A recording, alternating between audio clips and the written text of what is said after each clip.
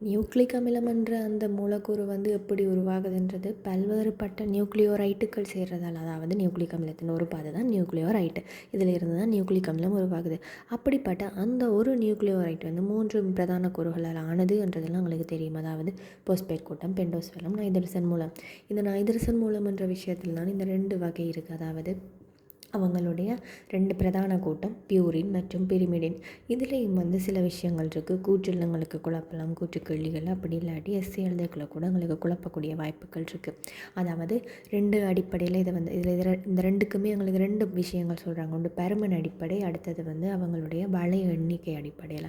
அதாவது எது பருமனில் பெரிது, எது சிறிது, அதே நேரம் எதில் தனி வளையம், எதில் இரட்டை வளையம் என்ற விஷயங்கள் வந்து இருக்குது. ஓகே, அப்போ இதில் வந்து நாங்கள் பார்த்தோம்னா பியூரின் பிரிமிடின் இதை வந்து என்னென்னு ஞாபகம் வச்சுருக்கலாம்னா இதில் இருக்கிற இந்த 2 வார்த்தைகளில் இருக்கிற எண்ணிக்கையை எழுத்துக்கள் எண்ணிக்கையை நாங்கள் எண்ணி பார்ப்போம். பியூரினில் வந்து 4 என்கின்ற எண்ணிக்கை இருக்குது, பிரிமிடினில் 5 இருக்குது. 4ன்றது இரட்டை எண்ணா ஒற்றை எண்ணான்னு பார்த்தா இரட்டை எண், அதே மாதிரி 5ன்றது ஒற்றை எண்ணாக இருக்க போகுது. அப்போ இவர் தான் கட்டாயம் இரட்டை வளையம் கொண்டவராக இருக்க போகிறார், இவர் வந்து ஒற்றை வளையம் கொண்டவராக இருக்க போகிறார். அப்போ இதை வச்சுக்கொண்டு நாங்கள் பியூரினா பிரிமிடினா இரட்டை வளையம், ஒற்றை வளையம், அதாவது ஒற்றை வளையம் இல்லை, அதை வந்து நாங்கள் தனி வளையம்னு தான் வளநூலில் குறிப்பிடப்பட்டிருக்கு. அப்போ அப்படி எழுதுறது எங்களுக்கு நல்லம். அதாவது தனி வளையம் கொண்டவை, இரட்டை வளையம் கொண்டவை.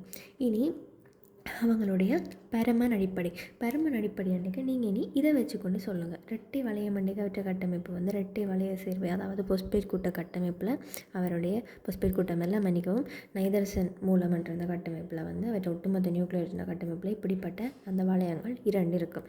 இதே தனி வளையம் அன்றைக்குள்ள அவரில் ஒரு தனியான வளையம் காணப்பட போகுது.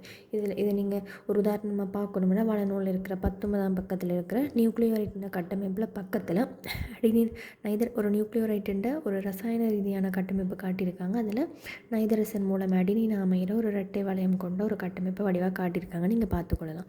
அப்போ இரட்டை வளையம் ஒற்றை வளையம் இப்படி இருக்க. அப்போ இதை வச்சுக்கொண்டு இந்த படத்தை பார்த்தாலே இப்போ இது வந்து உண்டு, இது இதே மாதிரி 2 சேர்ந்துருக்கு. அப்போ இதை வச்சுக்கொண்டு நாங்கள் யார் பருமனில் பெரிது சிறிதுன்றதை சொல்லலாம். அப்போ பருமனில் பெரியது யார், எங்களுடைய பியூரினாக இருக்க போது பருமனில் பெரியவை. இது வந்து பருமன் அடிப்படையில் சொல்கிறோம், பருமனில் பெரியவை.